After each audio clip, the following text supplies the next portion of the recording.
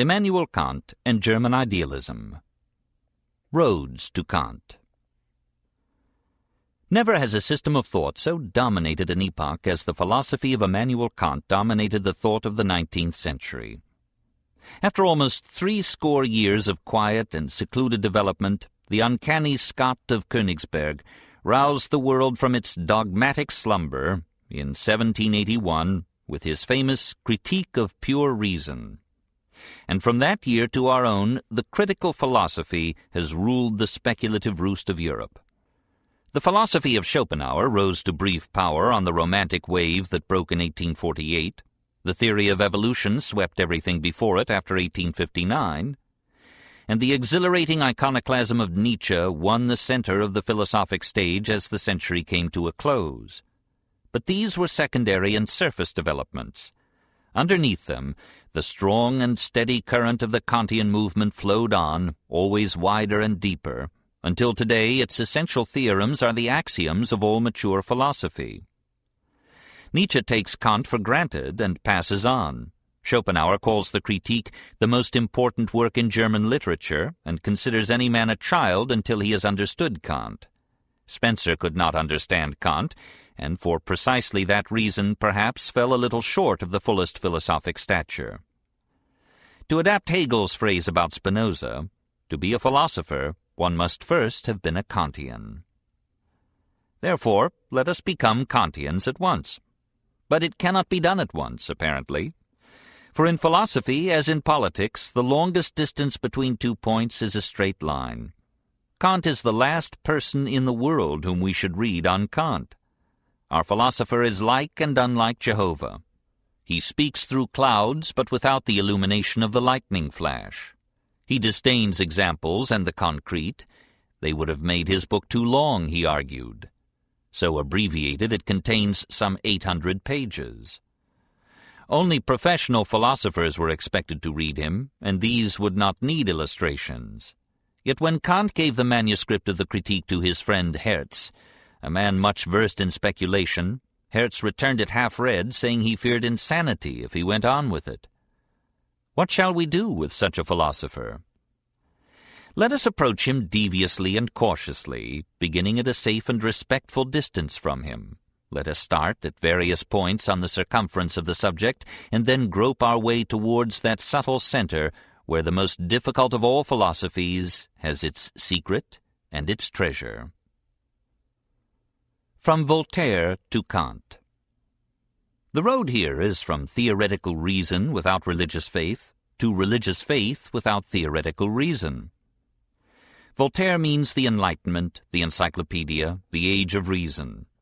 The warm enthusiasm of Francis Bacon had inspired all Europe, except Rousseau, with unquestioning confidence in the power of science and logic to solve at last all problems and illustrate the infinite perfectibility of man.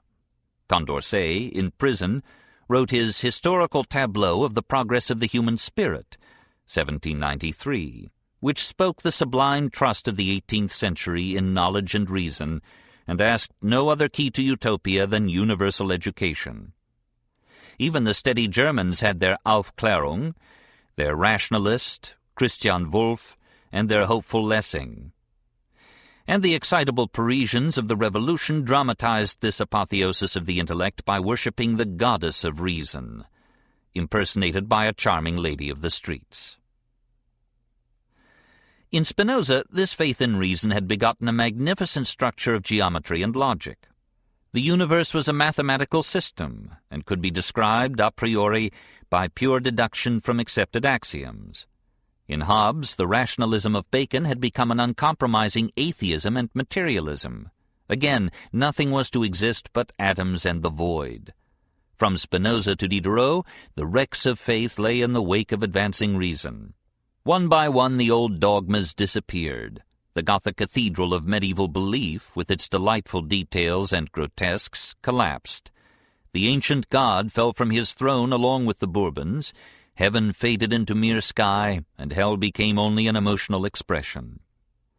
Helvetius and Holbach made atheism so fashionable in the salons of France that even the clergy took it up. And La Métrie went to peddle it in Germany under the auspices of Prussia's king.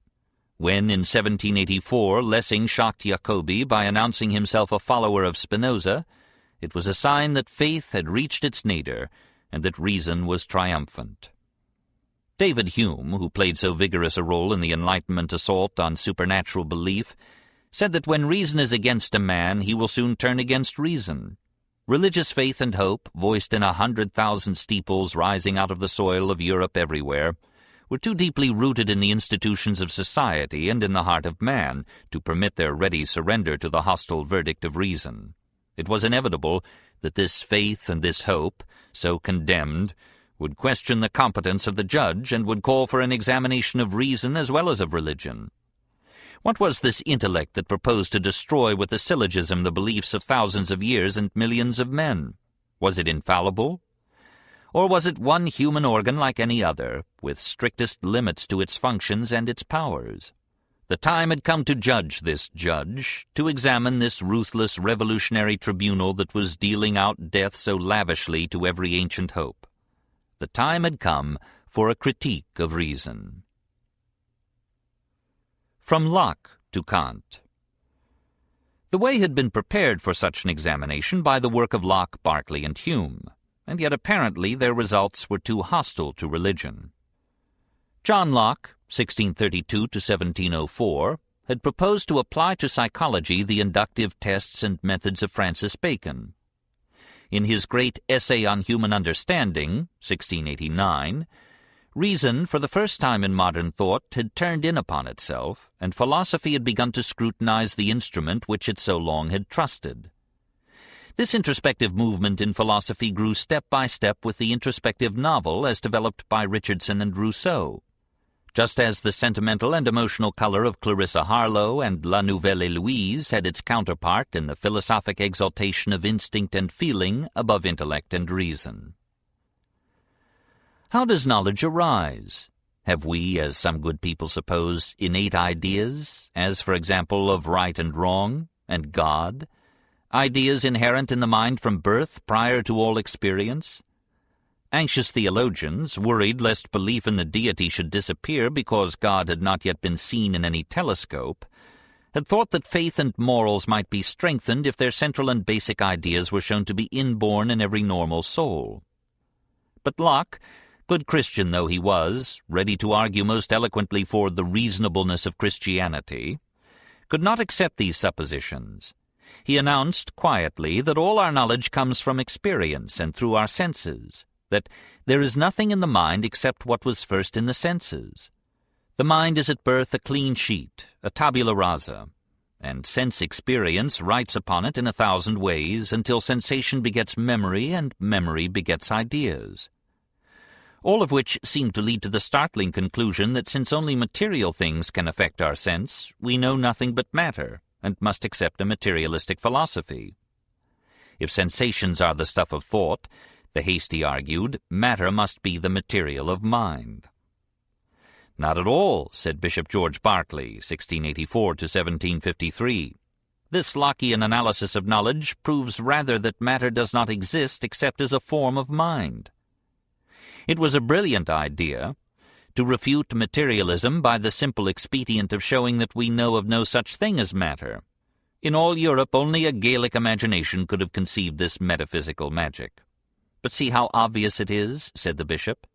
Has not Locke told us that all our knowledge is derived from sensation?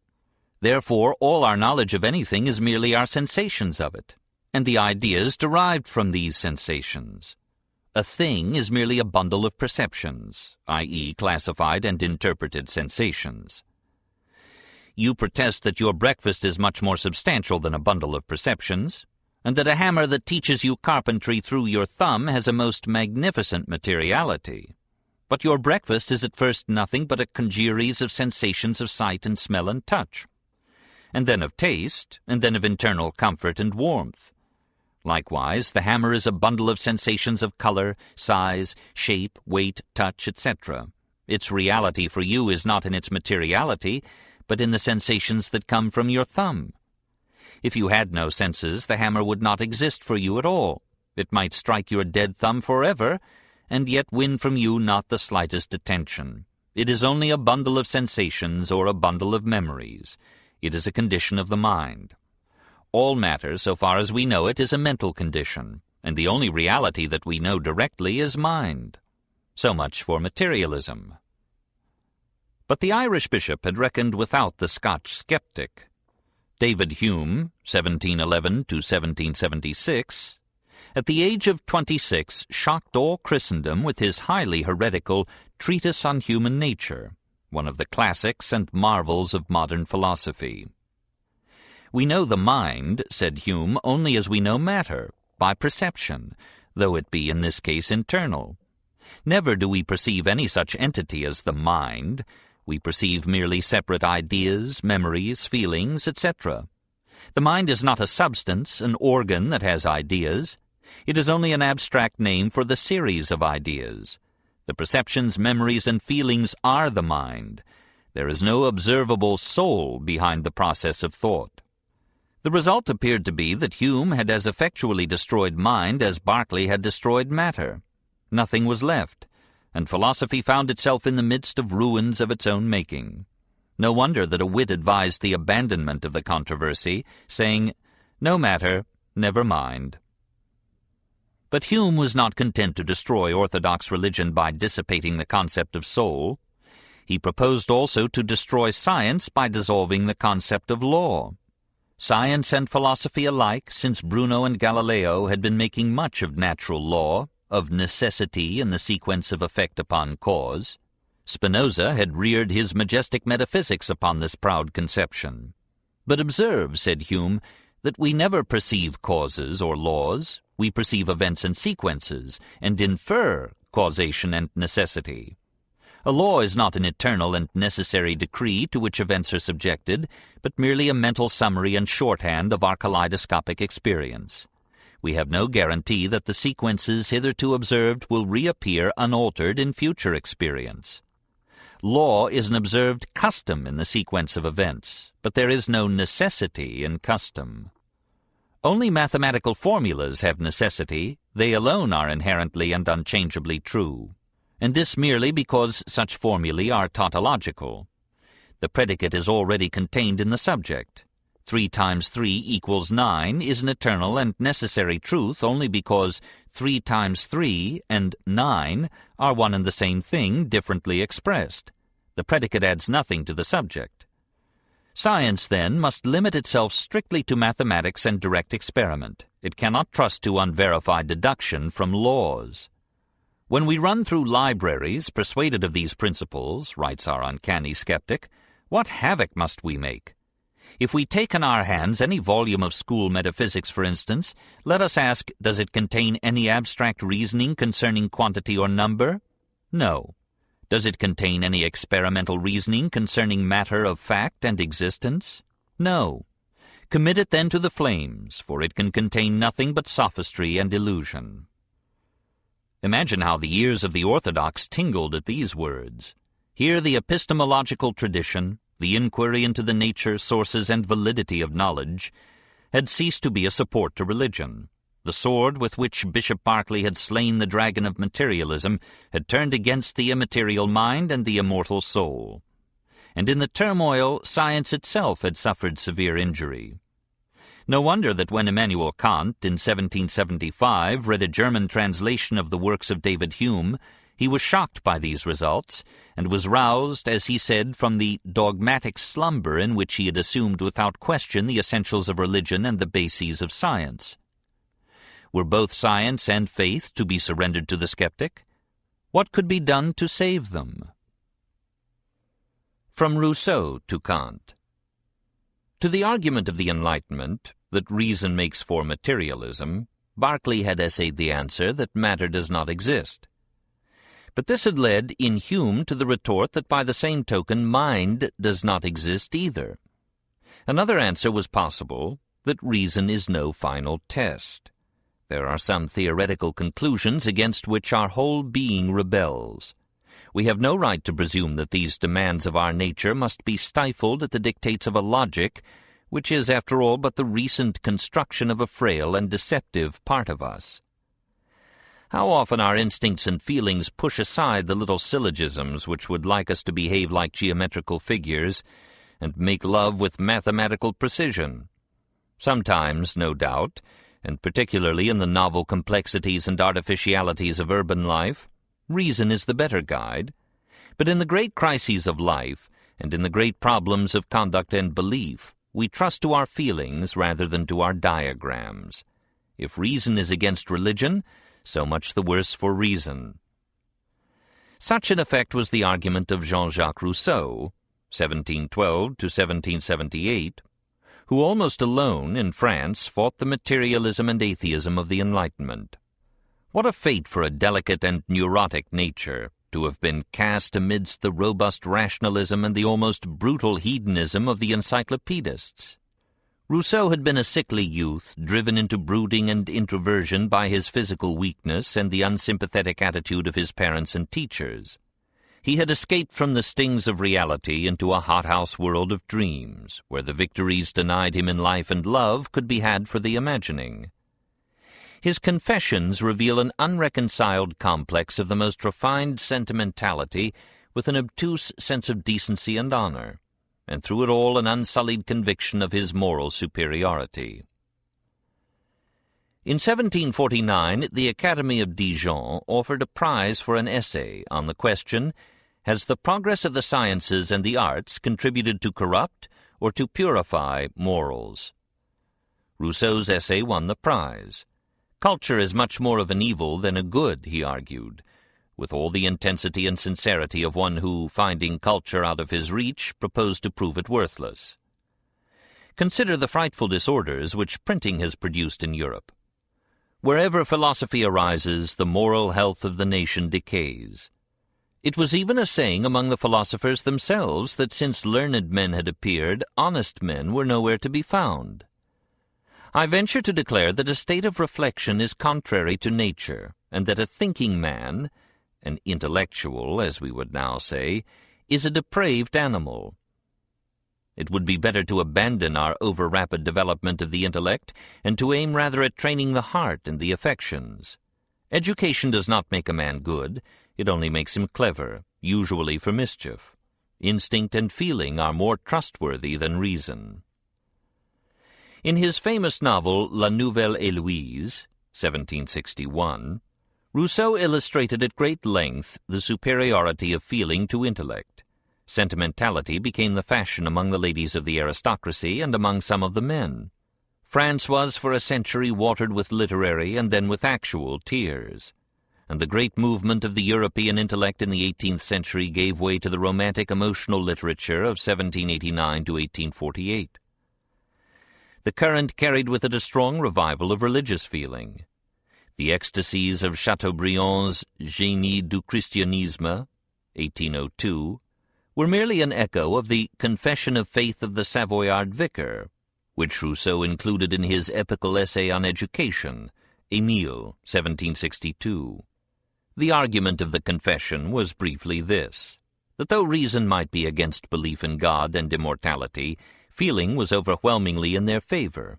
Why should we not trust in instinct here, rather than yield to the despair of an arid skepticism? When Kant read Émile, he omitted his daily walk under the linden trees in order to finish the book at once. It was an event in his life to find here another man who was groping his way out of the darkness of atheism, and who boldly affirmed the priority of feeling over theoretical reason in these suprasensual concerns. Here at last was the second half of the answer to irreligion. Now finally all the scoffers and doubters would be scattered. To put these threads of argument together, to unite the ideas of Berkeley and Hume with the feelings of Rousseau, to save religion from reason, and yet at the same time to save science from skepticism, this was the mission of Immanuel Kant. But who was Immanuel Kant? Kant himself. He was born at Königsberg, Prussia, in 1724. Except for a short period of tutoring in a nearby village, this quiet little professor, who loved so much to lecture on the geography and ethnology of distant lands, never left his native city. He came of a poor family, which had left Scotland some 100 years before Immanuel's birth. His mother was a pietist, i.e., a member of a religious sect which, like the Methodists of England, insisted on the full strictness and rigor of religious practice and belief. Our philosopher was so immersed in religion from morning to night that on the one hand he experienced a reaction which led him to stay away from church all through his adult life, and on the other hand he kept to the end the somber stamp of the German Puritan, and felt, as he grew old, a great longing to preserve for himself and the world the essentials, at least, of the faith so deeply inculcated in him by his mother. But a young man growing up in the age of Frederick and Voltaire could not insulate himself from the skeptical current of the time. Kant was profoundly influenced even by the men whom later he aimed to refute, and perhaps most of all by his favorite enemy, Hume. We shall see later the remarkable phenomenon of a philosopher transcending the conservatism of his maturity and returning in almost his last work, and at almost the age of 70, to a virile liberalism that would have brought his martyrdom had not his age and his fame protected him. Even in the midst of his work of religious restoration, we hear, with surprising frequency, the tones of another Kant whom we might almost mistake for a Voltaire. Schopenhauer thought it not the least merit of Frederick the Great that under his government Kant could develop himself, and dared to publish his Critique of Pure Reason. Hardly under any other government would a salaried professor, therefore in Germany a government employee, have ventured such a thing. Kant was obliged to promise the immediate successor of the great king that he would write no more. It was in appreciation of this freedom that Kant dedicated the Critique to Zedlitz, Frederick's far-sighted progressive minister of education. In 1755, Kant began his work as private lecturer at the University of Königsberg. For 15 years he was left in this lowly post. Twice his applications for a professorship were refused. At last, in 1770, he was made professor of logic and metaphysics. After many years of experience as a teacher, he wrote a textbook of pedagogy, of which he used to say that it contained many excellent precepts, none of which he had ever applied. Yet he was perhaps a better teacher than writer, and 2 generations of students learned to love him. One of his practical principles was to attend most to those pupils who were of middle ability. The dunces, he said, were beyond all help, and the geniuses would help themselves. Nobody expected him to startle the world with a new metaphysical system. To startle anybody seemed the very last crime that this timid and modest professor would commit. He himself had no expectations in that line. At the age of 42 he wrote, "I have the fortune to be a lover of metaphysics, but my mistress has shown me few favors as yet." He spoke in those days of the bottomless abyss of metaphysics, and of metaphysics as a dark ocean without shores or lighthouse, strewn with many a philosophic wreck. He could even attack the metaphysicians as those who dwelt on the high towers of speculation, where there is usually a great deal of wind. He did not foresee that the greatest of all metaphysical tempests was to be of his own blowing. During these quiet years his interests were rather physical than metaphysical. He wrote on planets, earthquakes, fire, winds, ether, volcanoes, geography, ethnology, and 100 other things of that sort, not usually confounded with metaphysics. His theory of the heavens, 1755, proposed something very similar to the nebular hypothesis of Laplace, and attempted a mechanical explanation of all sidereal motion and development.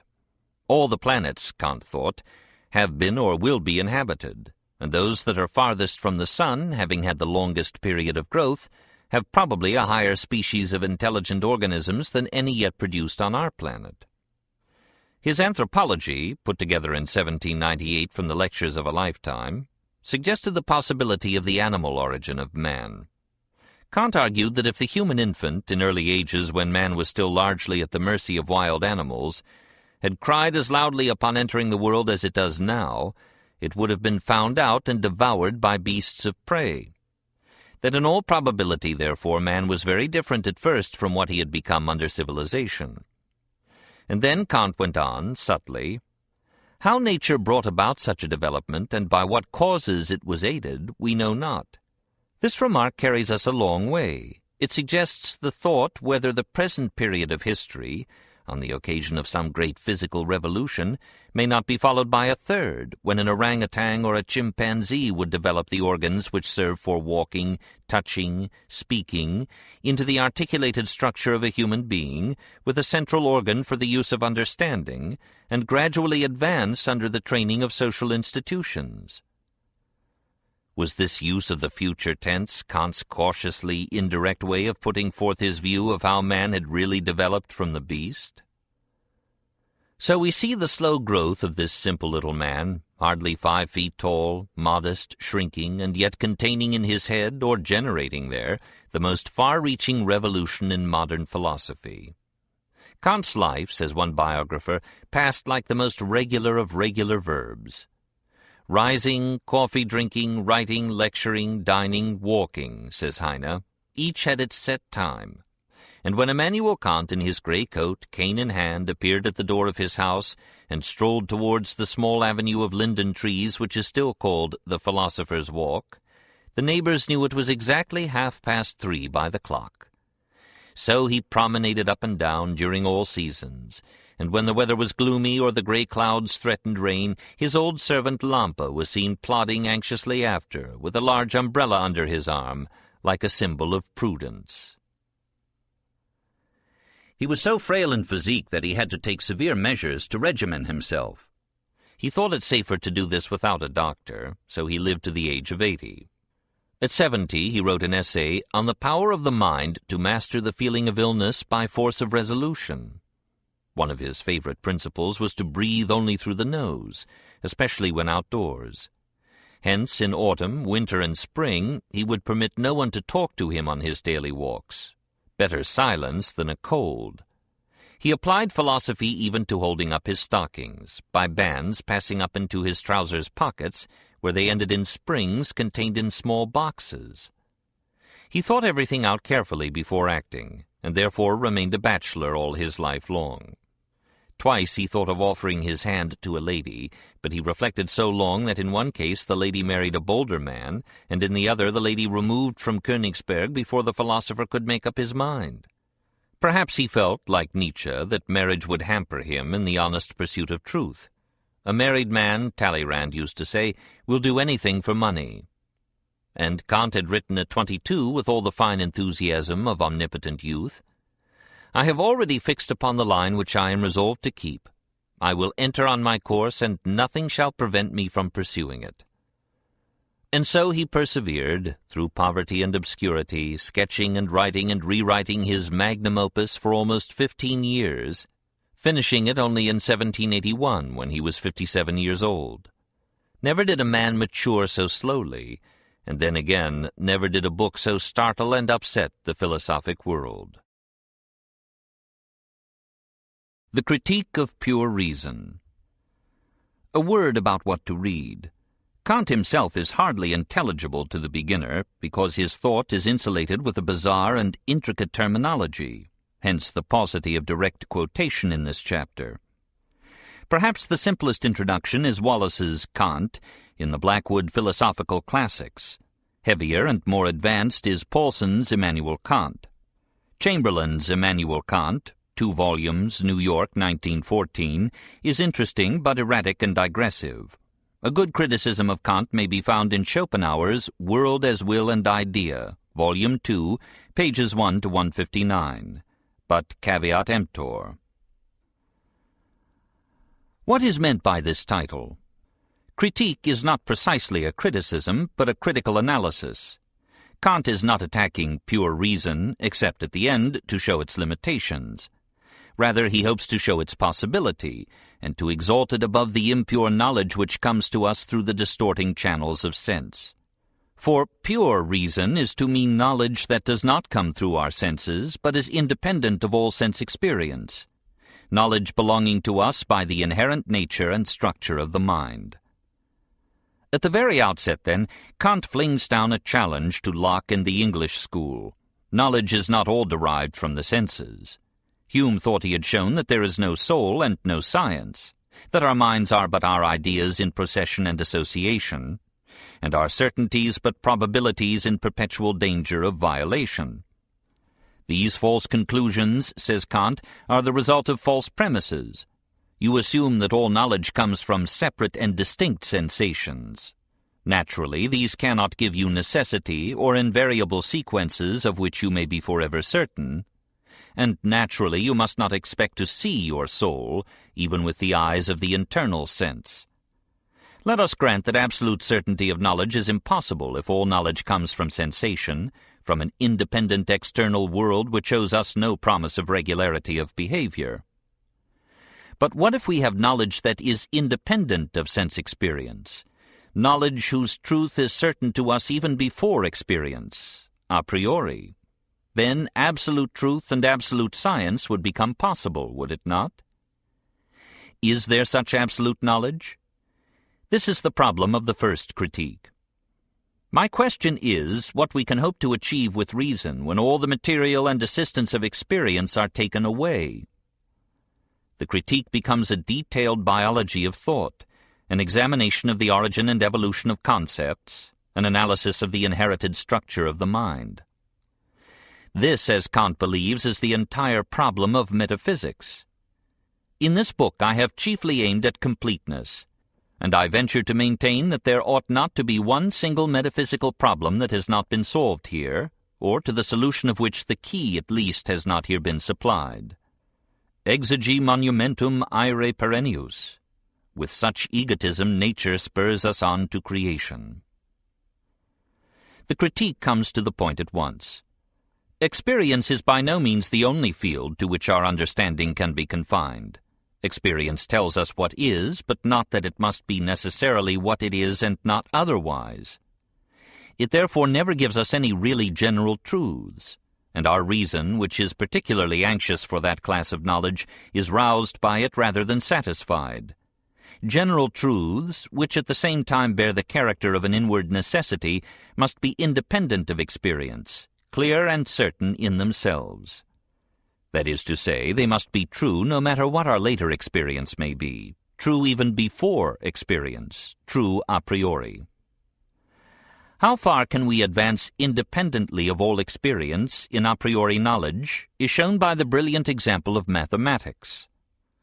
Mathematical knowledge is necessary and certain. We cannot conceive of future experience violating it.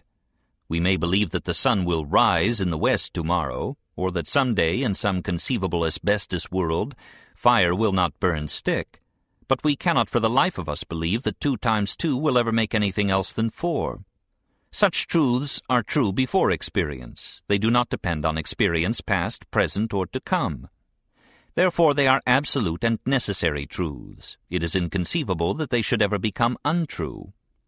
But whence do we get this character of absoluteness and necessity? Not from experience, for experience gives us nothing but separate sensations and events which may alter their sequence in the future. These truths derive their necessary character from the inherent structure of our minds, from the natural and inevitable manner in which our minds must operate. For the mind of man, and here at last is the great thesis of Kant, is not passive wax upon which experience and sensation write their absolute and yet whimsical will, nor is it a mere abstract name for the series or group of mental states. It is an active organ which molds and coordinates sensations into ideas, an organ which transforms the chaotic multiplicity of experience into the ordered unity of thought. Transcendental Aesthetic. The effort to answer this question, to study the inherent structure of the mind or the innate laws of thought, is what Kant calls transcendental philosophy, because it is a problem transcending sense experience. I call knowledge transcendental which is occupied not so much with objects as with our a priori concepts of objects, with our modes of correlating our experience into knowledge. There are 2 grades or stages in this process of working up the raw material of sensation into the finished product of thought. The first stage is the coordination of sensations by applying to them the forms of perception, space, and time. The second stage is the coordination of the perceptions so developed by applying to them the forms of conception, the categories of thought. Kant, using the word aesthetic in its original and etymological sense, as connoting sensation or feeling, calls the study of the first of these stages transcendental aesthetic, and using the word logic as meaning the science of the forms of thought, he calls the study of the second stage transcendental logic. These are terrible words, which will take meaning as the argument proceeds. Once over this hill, the road to Kant will be comparatively clear. Now, just what is meant by sensations and perceptions, and how does the mind change the former into the latter? By itself, a sensation is merely the awareness of a stimulus. We have a taste on the tongue, an odor in the nostrils, a sound in the ears, a temperature on the skin, a flash of light on the retina, a pressure on the fingers. It is the raw, crude beginning of experience. It is what the infant has in the early days of its groping mental life. It is not yet knowledge. But let these various sensations group themselves about an object in space and time, say, this apple. Let the odor in the nostrils and the taste on the tongue, the light on the retina, the shape-revealing pressure of the fingers and the hand unite and group themselves about this thing, and there is now an awareness not so much of a stimulus as of a specific object. There is a perception. Sensation has passed into knowledge. But again, was this passage, this grouping, automatic? Did the sensations of themselves, spontaneously and naturally, fall into a cluster and an order and so become perception? Yes, said Locke and Hume. Not at all, says Kant. For these varied sensations come to us through varied channels of sense, through 1,000 afferent nerves that pass from skin and eye and ear and tongue into the brain. What a medley of messengers they must be as they crowd into the chambers of the mind, calling for attention. No wonder Plato spoke of the rabble of the senses. And left to themselves, they remain rabble, a chaotic manifold, pitifully impotent, waiting to be ordered into meaning and purpose and power. As readily might the messages brought to a general from 1,000 sectors of the battle line weave themselves unaided into comprehension and command. No, there is a lawgiver for this mob, a directing and coordinating power that does not merely receive, but takes these atoms of sensation and molds them into sense. Observe first that not all of the messages are accepted. Myriad forces play upon your body at this moment. A storm of stimuli beats down upon the nerve endings which, amoeba-like, you put forth to experience the external world. But not all that call are chosen. Only those sensations are selected that can be molded into perceptions suited to your present purpose, or that bring those imperious messages of danger which are always relevant. The clock is ticking, and you do not hear it, but that same ticking, not louder than before, will be heard at once if your purpose wills it so. The mother asleep at her infant's cradle is deaf to the turmoil of life about her. But let the little one move, and the mother gropes her way back to waking attention like a diver rising hurriedly to the surface of the sea. Let the purpose be addition, and the stimulus 2 and 3 brings the response 5. Let the purpose be multiplication, and the same stimulus, the same auditory sensations, 2 and 3, bring the response 6. Association of sensations or ideas is not merely by contiguity in space or time, nor by similarity, nor by recency, frequency, or intensity of experience. It is above all determined by the purpose of the mind. Sensations and thoughts are servants. They await our call. They do not come unless we need them. There is an agent of selection and direction that uses them and is their master. In addition to the sensations and the ideas, there is the mind. This agent of selection and coordination, Kant thinks, uses first of all 2 simple methods for the classification of the material presented to it, the sense of space and the sense of time. As the general arranges the messages brought him according to the place from which they come, and the time at which they were written, and so finds an order and a system for them all, so the mind allocates its sensations in space and time, attributes them to this object here or that object there, to this present time or to that past. Space and time are not things perceived, but modes of perception, ways of putting sense into sensation. Space and time are organs of perception. They are a priori because all ordered experience involves and presupposes them.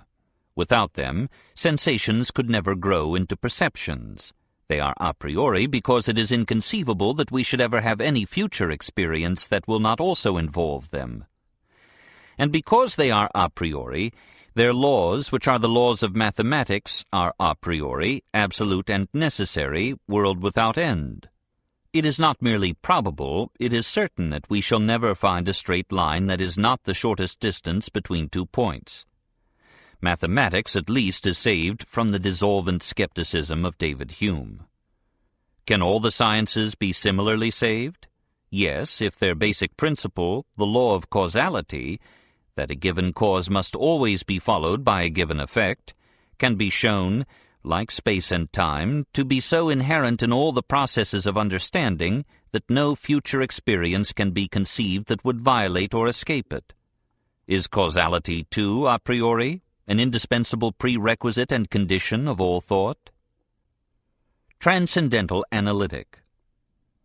So we pass from the wide field of sensation and perception to the dark and narrow chamber of thought, from transcendental aesthetic to transcendental logic, and first to the naming and analysis of those elements in our thought which are not so much given to the mind by perception as given to perception by the mind, those levers which raise the perceptual knowledge of objects into the conceptual knowledge of relationships, sequences, and laws, those tools of the mind which refine experience into science. Just as perceptions arranged sensations around objects in space and time, so conception arranges perceptions, objects and events, about the ideas of cause, unity, reciprocal relation, necessity, contingency, etc. These and other categories are the structure into which perceptions are received and by which they are classified and molded into the ordered concepts of thought. These are the very essence and character of the mind. Mind is the coordination of experience. And here again observe the activity of this mind that was, to Locke and Hume, mere passive wax under the blows of sense experience. Consider a system of thought like Aristotle's. Is it conceivable that this almost cosmic ordering of data should have come by the automatic, anarchistic spontaneity of the data themselves? See this magnificent card catalogue in the library, intelligently ordered into sequence by human purpose. Then picture all these card cases thrown upon the floor, all these cards scattered pell-mell into riotous disorder. Can you now conceive these scattered cards pulling themselves up, Munchausen-like, from their disarray, passing quietly into their alphabetical and topical places in their proper boxes, and each box into its fit place in the rack, until all should be order and sense and purpose again? What a miracle story these skeptics have given us after all. Sensation is unorganized stimulus. Perception is organized sensation. Conception is organized perception. Science is organized knowledge. Wisdom is organized life. Each is a greater degree of order and sequence and unity. Whence this order, this sequence, this unity? Not from the things themselves, for they are known to us only by sensations that come through 1,000 channels at once in disorderly multitude. It is our purpose that put order and sequence and unity upon this importunate lawlessness. It is ourselves, our personalities, our minds that bring light upon these seas. Locke was wrong when he said, "There is nothing in the intellect except what was first in the senses." Leibniz was right when he added, "Nothing except the intellect itself." Perceptions without conceptions, says Kant, are blind. If perceptions wove themselves automatically into ordered thought, if mind were not an active effort hammering out order from chaos, how could the same experience leave one man mediocre, and in a more active and tireless soul be raised to the light of wisdom and the beautiful logic of truth? The world, then, has order, not of itself, but because the thought that knows the world is itself an ordering, the first stage in that classification of experience which at last is science and philosophy. The laws of thought are also the laws of things, for things are known to us only through this thought that must obey these laws, since it and they are one. In effect, as Hegel was to say, the laws of logic and the laws of nature are one, and logic and metaphysics merge. The generalized principles of science are necessary because they are ultimate laws of thought that are involved and presupposed in every experience, past, present, and to come. Science is absolute, and truth is everlasting. Transcendental dialectic. Nevertheless, this certainty, this absoluteness of the highest generalizations of logic and science is, paradoxically, limited and relative. Limited strictly to the field of actual experience, and relative strictly to our human mode of experience. For if our analysis has been correct, the world as we know it is a construction, a finished product almost, one might say, a manufactured article, to which the mind contributes as much by its molding forms as the thing contributes by its stimuli. So we perceive the top of the table as round, whereas our sensation is of an ellipse. The object as it appears to us is a phenomenon, an appearance, perhaps very different from the external object before it came within the ken of our senses. What that original object was, we can never know. The thing in itself may be an object of thought or inference, a noumenon, but it cannot be experienced, for in being experienced it would be changed by its passage through sense and thought. It remains completely unknown to us what objects may be by themselves and apart from the receptivity of our senses. We know nothing but our manner of perceiving them, that manner being peculiar to us and not necessarily shared by every being, though no doubt by every human being. The moon as known to us is merely a bundle of sensations, as Hume saw, unified, as Hume did not see, by our native mental structure through the elaboration of sensations into perceptions, and of these into conceptions or ideas. In result, the moon is, for us, merely our ideas. Not that Kant ever doubts the existence of matter and the external world, but he adds that we know nothing certain about them except that they exist. Our detailed knowledge is about their appearance, their phenomena, about the sensations which we have of them. Idealism does not mean, as the man in the street thinks, that nothing exists outside the perceiving subject, but that a goodly part of every object is created by the forms of perception and understanding. We know the object is transformed into idea. What it is before being so transformed, we cannot know. Science, after all, is naive. It supposes that it is dealing with things in themselves, in their full-blooded external and uncorrupted reality. Philosophy is a little more sophisticated and realizes that the whole material of science consists of sensations, perceptions, and conceptions, rather than of things. Kant's greatest merit, says Schopenhauer, is the distinction of the phenomenon from the thing in itself. It follows that any attempt, by either science or religion, to say just what the ultimate reality is, must fall back into mere hypothesis. The understanding can never go beyond the limits of sensibility. Such transcendental science loses itself in antinomies, and such transcendental theology loses itself in paralogisms. It is the cruel function of transcendental dialectic to examine the validity of these attempts of reason to escape from the enclosing circle of sensation and appearance into the unknowable world of things in themselves. Antinomies are the insoluble dilemmas born of a science that tries to overleap experience. So, for example, when knowledge attempts to decide whether the world is finite or infinite in space, thought rebels against either supposition. Beyond any limit we are driven to conceive something further, endlessly, and yet infinity is itself inconceivable. Again, did the world have a beginning in time? We cannot conceive eternity, but then, too, we cannot conceive any point in the past without feeling at once that before that something was. Or has that chain of causes which science studies a beginning, a first cause? Yes, for an endless chain is inconceivable. No, for a first cause uncaused is inconceivable as well. Is there any exit from these blind alleys of thought? There is, says Kant, if we remember that space, time, and cause are modes of perception and conception, which must enter into all our experience, since they are the web and structure of experience. These dilemmas arise from supposing that space, time, and cause are external things independent of perception. We shall never have any experience which we shall not interpret in terms of space and time and cause. But we shall never have any philosophy if we forget that these are not things, but modes of interpretation and understanding.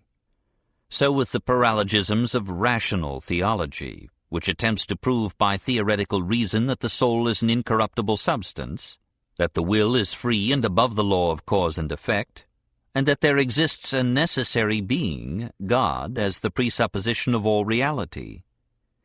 Transcendental dialectic must remind theology that substance and cause and necessity are finite categories, modes of arrangement and classification which the mind applies to sense experience, and reliably valid only for the phenomena that appear to such experience. We cannot apply these conceptions to the noumenal or merely inferred and conjectural world. Religion cannot be proved by theoretical reason. So the first critique ends.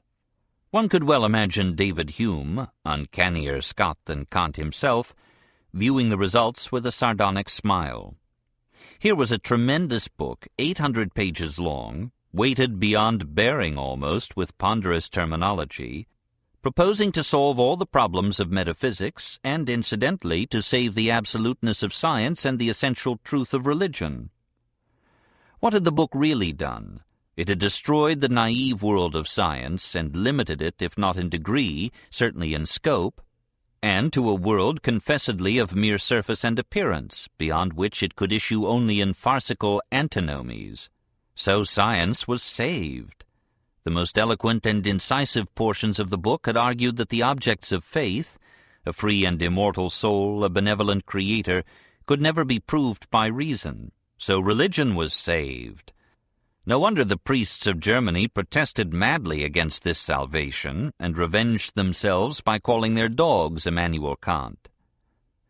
And no wonder that Heine compared the little professor of Königsberg with the terrible Robespierre. The latter had merely killed a king and a few thousand Frenchmen, which a German might forgive. But Kant, said Heine, had killed God, had undermined the most precious arguments of theology. What a sharp contrast between the outer life of this man and his destructive world-convulsing thoughts! Had the citizens of Königsberg surmised the whole significance of those thoughts, they would have felt a more profound awe in the presence of this man than in that of an executioner, who merely slays human beings. But the good people saw in him nothing but a professor of philosophy, and when at the fixed hour he sauntered by, they nodded a friendly greeting and set their watches. Was this caricature or revelation? The critique of practical reason. If religion cannot be based on science and theology, on what then? On morals. The basis in theology is too insecure. Better that it should be abandoned, even destroyed. Faith must be put beyond the reach or realm of reason.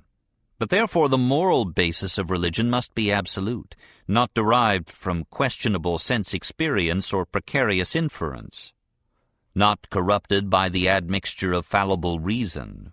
It must be derived from the inner self by direct perception and intuition. We must find a universal and necessary ethic, a priori principles of morals as absolute and certain as mathematics. We must show that pure reason can be practical, i.e., can of itself determine the will independently of anything empirical, that the moral sense is innate and not derived from experience. The moral imperative which we need as the basis of religion must be an absolute, a categorical imperative. Now, the most astounding reality in all our experience is precisely our moral sense, our inescapable feeling in the face of temptation that this or that is wrong. We may yield, but the feeling is there nevertheless. Le matin, je fais des projets, et le soir, je fais des sottises. In the morning I make good resolutions, in the evening I commit follies. But we know that they are sottises, so we resolve again. What is it that brings the bite of remorse and the new resolution? It is the categorical imperative in us, the unconditional command of our conscience to act as if the maxim of our action were to become by our will a universal law of nature. We know, not by reasoning, but by vivid and immediate feelings, that we must avoid behavior which, if adopted by all men, would render social life impossible. Do I wish to escape from a predicament by a lie?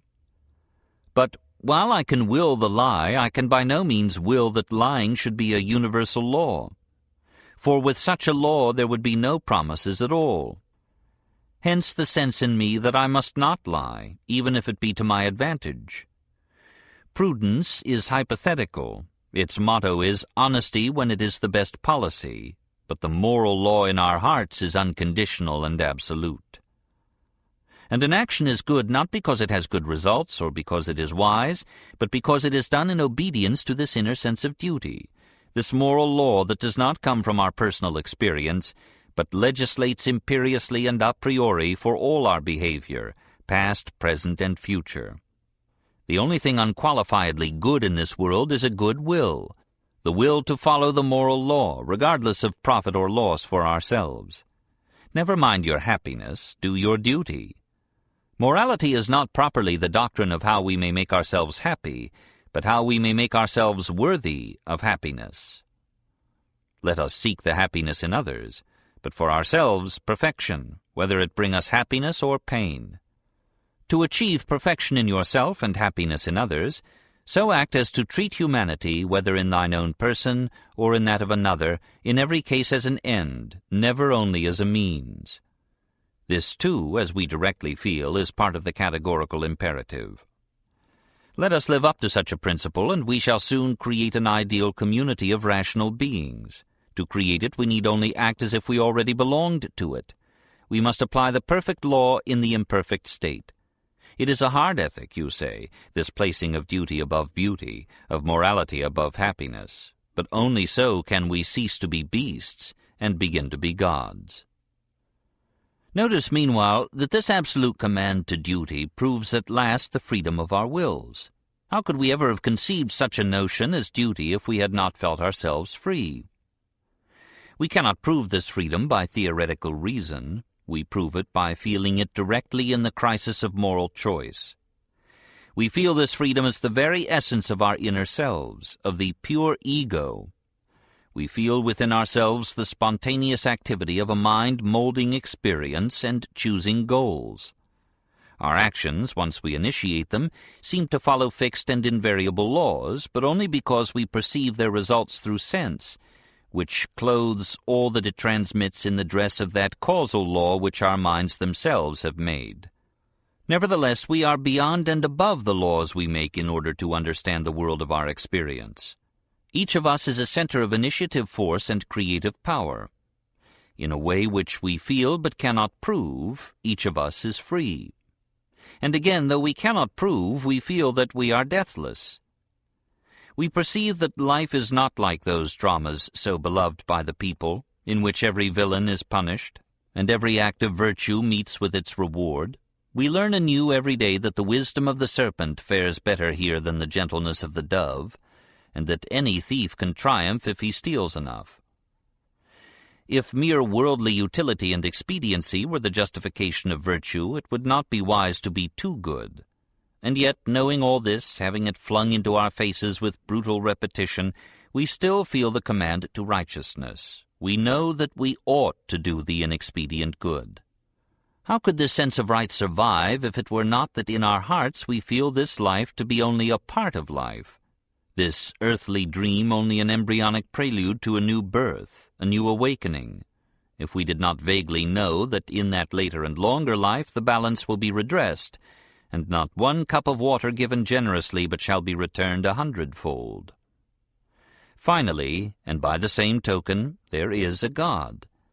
If the sense of duty involves and justifies belief in rewards to come, the postulate of immortality must lead to the supposition of the existence of a cause adequate to this effect. In other words, it must postulate the existence of God.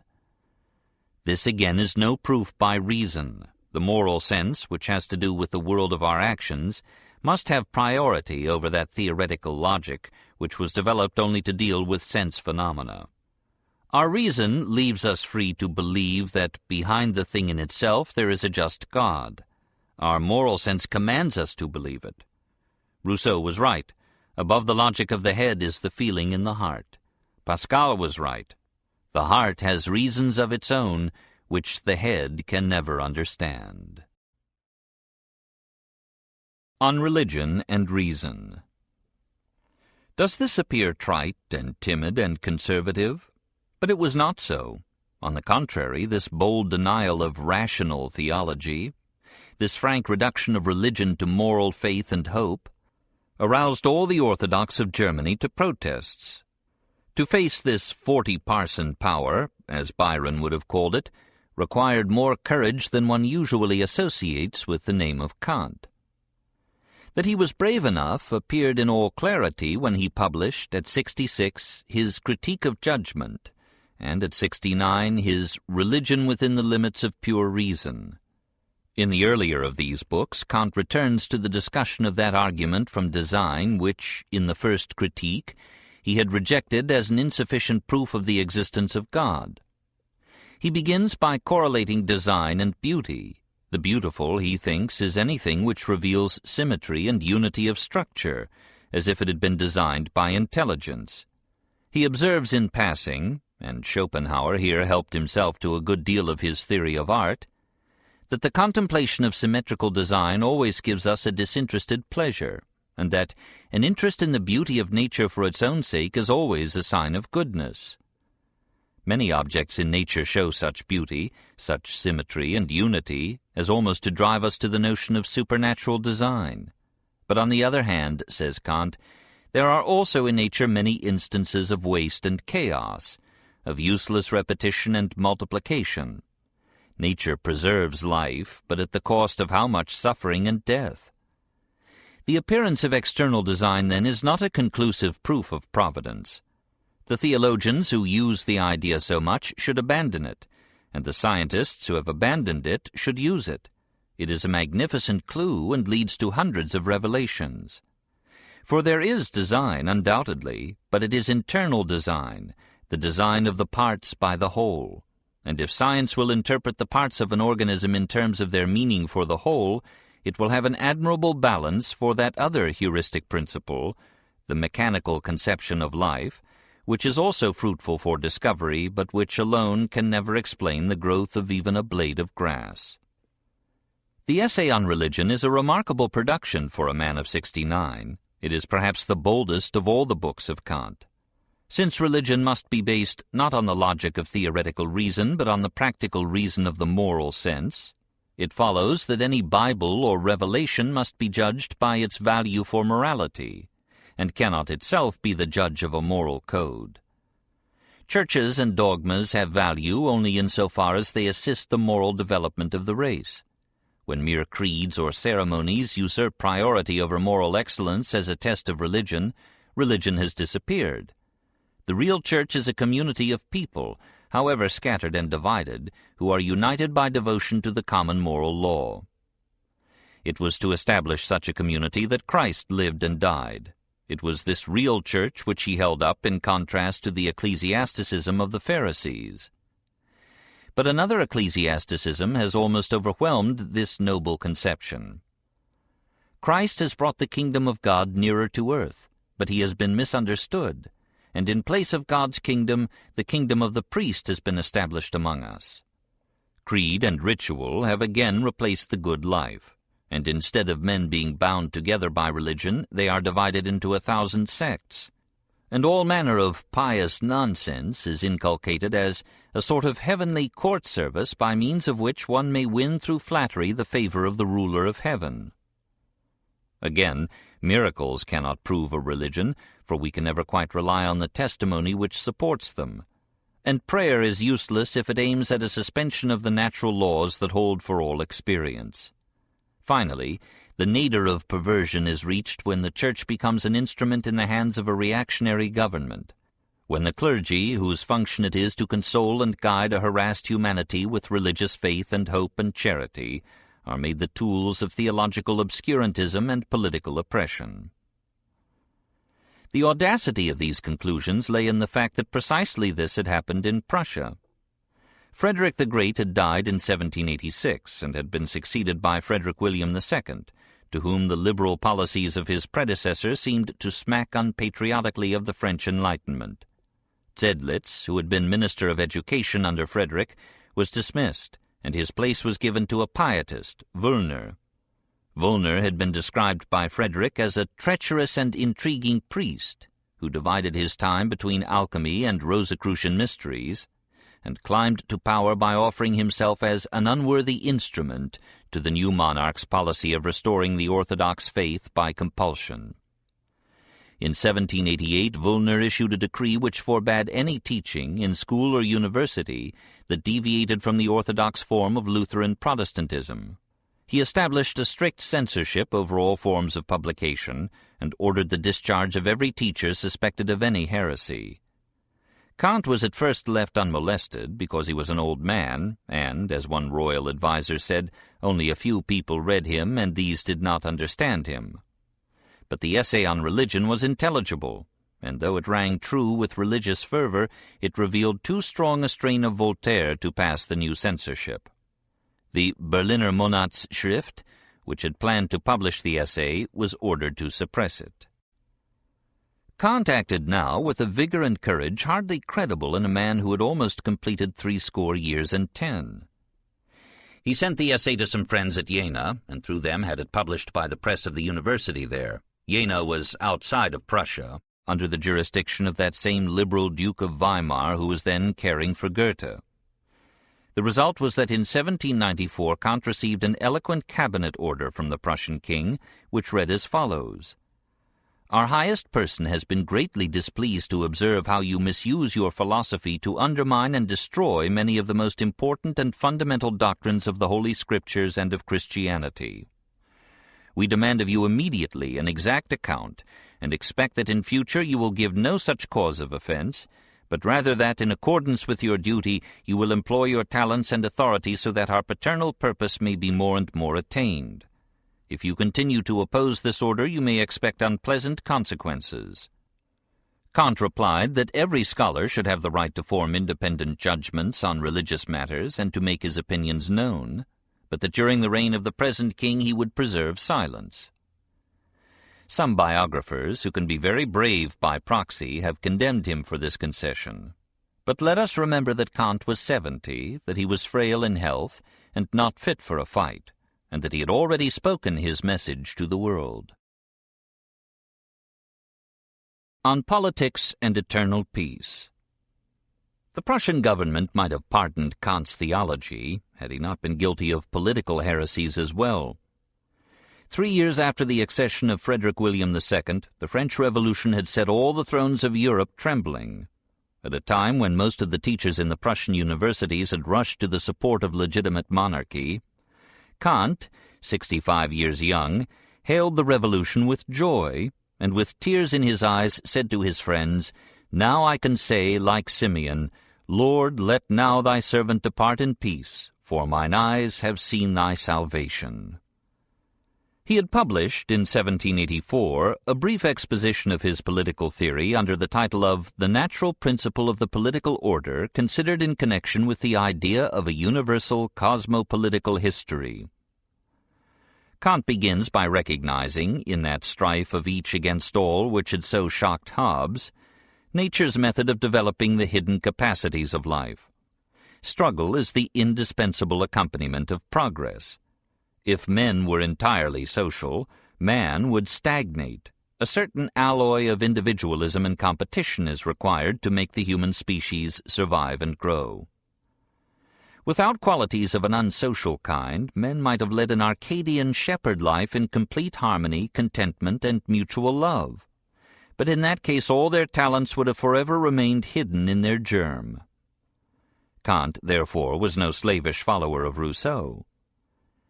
Thanks be then to nature for this unsociableness, for this envious jealousy and vanity, for this insatiable desire for possession and for power. Man wishes concord, but nature knows better what is good for his species, and she wills discord, in order that man may be impelled to a new exertion of his powers and to the further development of his natural capacities. The struggle for existence, then, is not altogether an evil. Nevertheless, men soon perceive that it must be restricted within certain limits and regulated by rules, customs, and laws, hence the origin and development of civil society. But now, the same unsociableness which forced men into society becomes again the cause of each commonwealth's assuming the attitude of uncontrolled freedom in its external relations, i.e., as one state in relation to other states. And consequently, any one state must expect from any other the same sort of evils as formerly oppressed individuals and compelled them to enter into a civil union regulated by law. It is time that nations, like men, should emerge from the wild state of nature and contract to keep the peace. The whole meaning and movement of history is the ever greater restriction of pugnacity and violence, the continuous enlargement of the area of peace. The history of the human race, viewed as a whole, may be regarded as the realization of a hidden plan of nature to bring about a political constitution, internally and externally perfect, as the only state in which all the capacities implanted by her in mankind can be fully developed. If there is no such progress, the labors of successive civilizations are like those of Sisyphus, who again and again up the high hill heaved a huge round stone, only to have it roll back as it was almost at the top. History would be then nothing more than an endless and circuitous folly. And we might suppose, like the Hindu, that the earth is a place for the expiation of old and forgotten sins. The essay on Eternal Peace, published in 1795, when Kant was 71, is a noble development of this theme. Kant knows how easy it is to laugh at the phrase, and under his title he writes, "These words were once put by a Dutch innkeeper on his signboard as a satirical inscription over the representation of a churchyard cemetery." Kant had before complained, as apparently every generation must, that our rulers have no money to spend on public education because all their resources are already placed to the account of the next war. The nations will not really be civilized until all standing armies are abolished. The audacity of this proposal stands out when we remember that it was Prussia itself which, under the father of Frederick the Great, had been the first to establish conscription. Standing armies excite states to outrival one another in the number of their armed men, which has no limit. Through the expense occasioned thereby, peace becomes in the long run more oppressive than a short war, and standing armies are thus the cause of aggressive wars undertaken in order to get rid of this burden. For in time of war the army would support itself on the country by requisitioning, quartering, and pillaging, preferably in the enemy's territory, but if necessary in one's own land. Even this would be better than supporting it out of government funds. Much of this militarism, in Kant's judgment, was due to the expansion of Europe into America and Africa and Asia, with the resultant quarrels of the thieves over their new booty. If we compare the barbarian instances of inhospitality with the inhuman behavior of the civilized, and especially the commercial states of our continent, the injustice practiced by them even in their first contact with foreign lands and peoples fills us with horror, the mere visiting of such peoples being regarded by them as equivalent to a conquest. America, the Negro lands, the Spice Islands, the Cape of Good Hope, etc., on being discovered, were treated as countries that belonged to nobody, for the aboriginal inhabitants were reckoned as nothing. And all this has been done by nations who make a great ado about their piety, and who, while drinking up iniquity like water, would have themselves regarded as the very elect of the orthodox faith. The old fox of Königsberg was not silenced yet. Kant attributed this imperialistic greed to the oligarchical constitution of European states. The spoils went to a select few and remained substantial even after division. If democracy were established and all shared in political power, the spoils of international robbery would have to be so subdivided as to constitute a resistible temptation. Hence the first definitive article in the conditions of eternal peace is this: the civil constitution of every state shall be republican, and war shall not be declared except by a plebiscite of all the citizens. When those who must do the fighting have the right to decide between war and peace, history will no longer be written in blood. On the other hand, in a constitution where the subject is not a voting member of the state, and which is therefore not republican, the resolution to go to war is a matter of the smallest concern in the world. For in this case the ruler, who as such is not a mere citizen, but the owner of the state, need not in the least suffer personally by war, nor has he to sacrifice his pleasures of the table or the chase, or his pleasant palaces, court festivals, or the like. He can, therefore, resolve for war from insignificant reasons, as if it were but a hunting expedition, and as regards its propriety he may leave the justification of it without concern to the diplomatic corps, who are always too ready to give their services for that purpose. How contemporary truth is! The apparent victory of the Revolution over the armies of reaction in 1795 led Kant to hope that republics would now spring up throughout Europe, and that an international order would arise based upon a democracy without slavery and without exploitation, and pledged to peace. After all, the function of government is to help and develop the individual, not to use and abuse him. Every man is to be respected as an absolute end in himself, and it is a crime against the dignity that belongs to him as a human being to use him as a mere means for some external purpose. This, too, is part and parcel of that categorical imperative without which religion is a hypocritical farce. Kant therefore calls for equality, not of ability, but of opportunity for the development and application of ability. He rejects all prerogatives of birth and class, and traces all hereditary privilege to some violent conquest in the past. In the midst of obscurantism and reaction and the union of all monarchical Europe to crush the Revolution, he takes his stand, despite his 70 years, for the new order, for the establishment of democracy and liberty everywhere. Never had old age so bravely spoken with the voice of youth. But he was exhausted now. He had run his race and fought his fight. He withered slowly into a childlike senility that came at last to be a harmless insanity. One by one his sensibilities and his powers left him, and in 1804, aged 79, he died quietly and naturally, like a leaf falling from a tree. Criticism and estimate. And now, how does this complex structure of logic, metaphysics, psychology, ethics, and politics stand today, after the philosophic storms of a century have beaten down upon it? It is pleasant to answer that much of the great edifice remains, and that the critical philosophy represents an event of permanent importance in the history of thought. But many details and outworks of the structure have been shaken. First, then, is space a mere form of sensibility, having no objective reality independent of the perceiving mind? Yes and no. Yes, for space is an empty concept when not filled with perceived objects. Space merely means that certain objects are, for the perceiving mind, at such and such a position or distance, with reference to other perceived objects, and no external perception is possible except of objects in space. Space, then, is assuredly a necessary form of the external sense. And no, for without doubt, such spatial facts as the annual elliptical circuit of the sun by Earth, though stateable only by a mind, are independent of any perception whatever. The deep and dark blue ocean rolled on before Byron told it to, and after he had ceased to be. Nor is space a construct of the mind through the coordination of spaceless sensations. We perceive space directly through our simultaneous perception of different objects and various points, as when we see an insect moving across a still background. Likewise, time as a sense of before and after, or a measurement of motion, is of course subjective and highly relative. But a tree will age, wither, and decay whether or not the lapse of time is measured or perceived. The truth is that Kant was too anxious to prove the subjectivity of space as a refuge from materialism.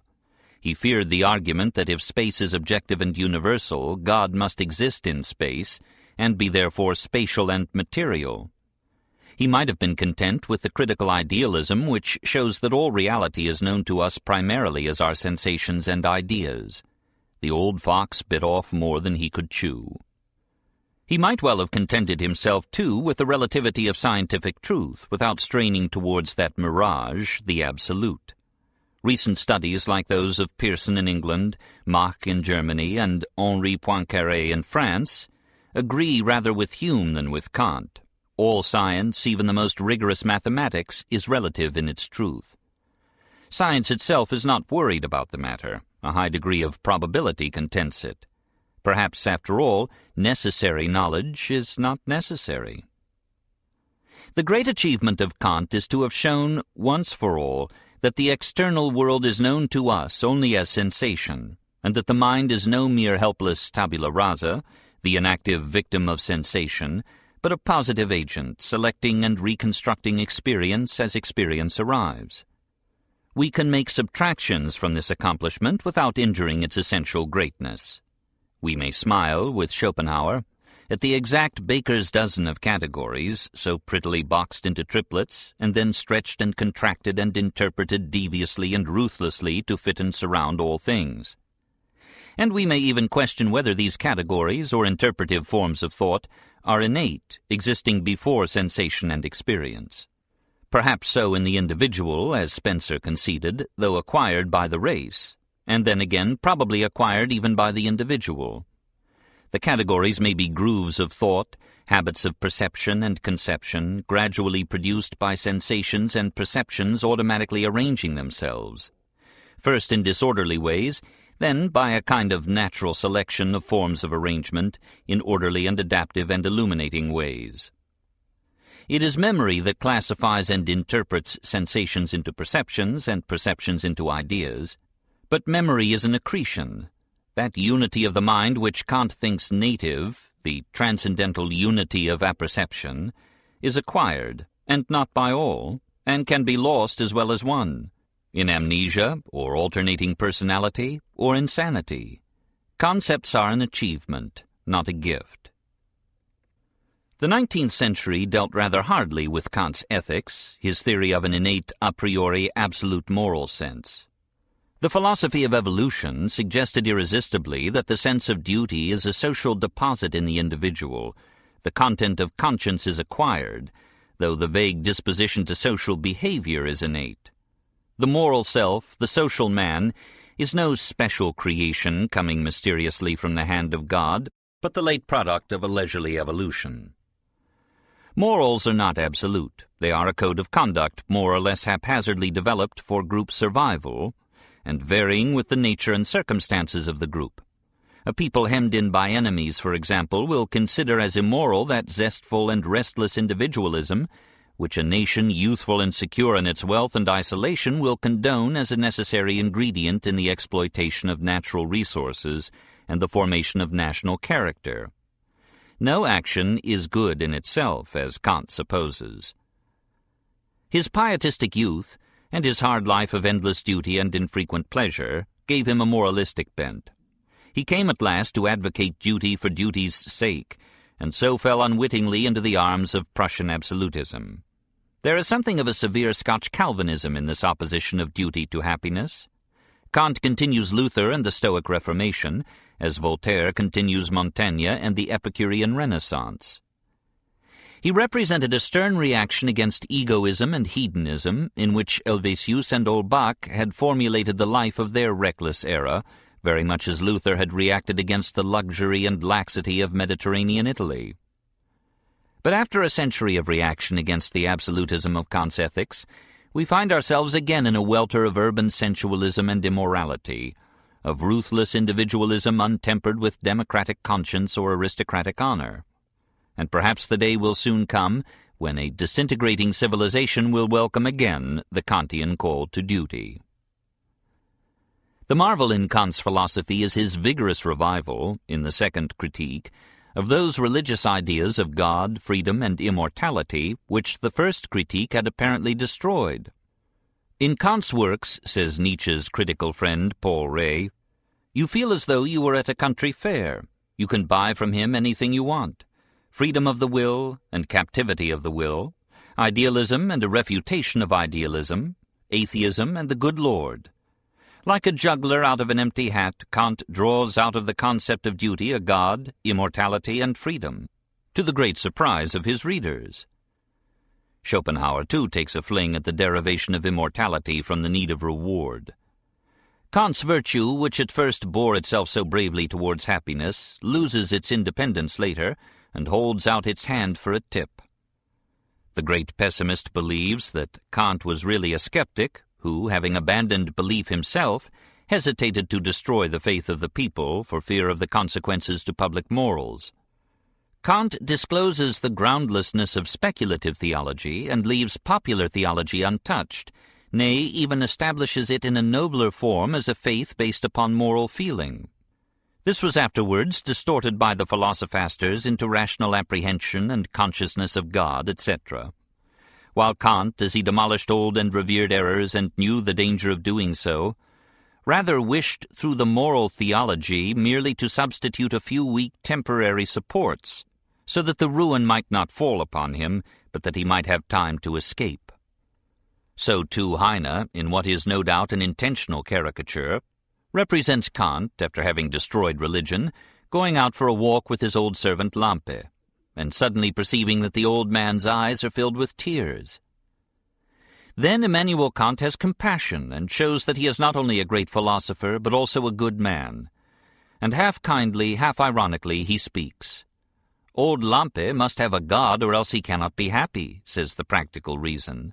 For my part, the practical reason may then guarantee the existence of God. If these interpretations were true, we should have to call the second critique a transcendental anesthetic. But these adventurous reconstructions of the inner Kant need not be taken too seriously.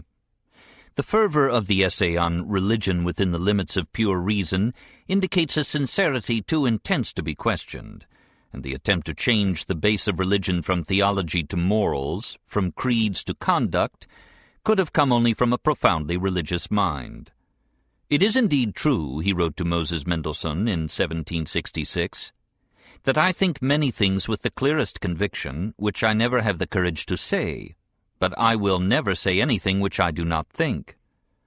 Naturally, a long and obscure treatise like the Great Critique lends itself to rival interpretations. One of the first reviews of the book, written by Reinhold a few years after it appeared, said as much as we can say today. "The Critique of Pure Reason has been proclaimed by the dogmatists as the attempt of a skeptic who undermines the certainty of all knowledge, by the skeptics as a piece of arrogant presumption that undertakes to erect a new form of dogmatism upon the ruins of previous systems, by the supernaturalists as a subtly plotted artifice to displace the historical foundations of religion and to establish naturalism without polemic, by the naturalists as a new prop for the dying philosophy of faith, by the materialists as an idealistic contradiction of the reality of matter, by the spiritualists as an unjustifiable limitation of all reality to the corporeal world, concealed under the name of the domain of experience."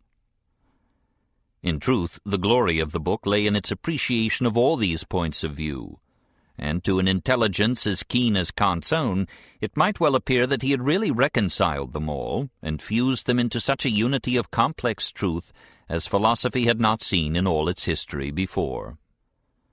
As to his influence, the entire philosophic thought of the 19th century revolved about his speculations. After Kant, all Germany began to talk metaphysics. Schiller and Goethe studied him. Beethoven quoted with admiration his famous words about the two wonders of life, the starry heavens above, the moral law within. And Fichte, Schelling, Hegel, and Schopenhauer produced in rapid succession great systems of thought reared upon the idealism of the old Königsberg sage. It was in these balmy days of German metaphysics that Jean-Paul Richter wrote, "God has given to the French the land, to the English the sea, to the Germans the empire of the air." Kant's criticism of reason and his exaltation of feeling prepared for the voluntarism of Schopenhauer and Nietzsche, the intuitionism of Bergson, and the pragmatism of William James. His identification of the laws of thought with the laws of reality gave to Hegel a whole system of philosophy, and his unknowable thing in itself influenced Spencer more than Spencer knew. Much of the obscurity of Carlyle is traceable to his attempt to allegorize the already obscure thought of Goethe and Kant. that diverse religions and philosophies are but the changing garments of one eternal truth. Caird and Green and Wallace and Watson and Bradley and many others in England owe their inspiration to the first critique, and even the wildly innovating Nietzsche takes his epistemology from the great Chinaman of Königsberg, whose static ethics he so excitedly condemns. After a century of struggle between the idealism of Kant, variously reformed, and the materialism of the Enlightenment, variously redressed, the victory seems to lie with Kant. Even the great materialist Helvetius wrote, paradoxically, "Men, if I may dare say it, are the creators of matter." Philosophy will never again be so naive as in her earlier and simpler days. She must always be different hereafter, and profounder, because Kant lived.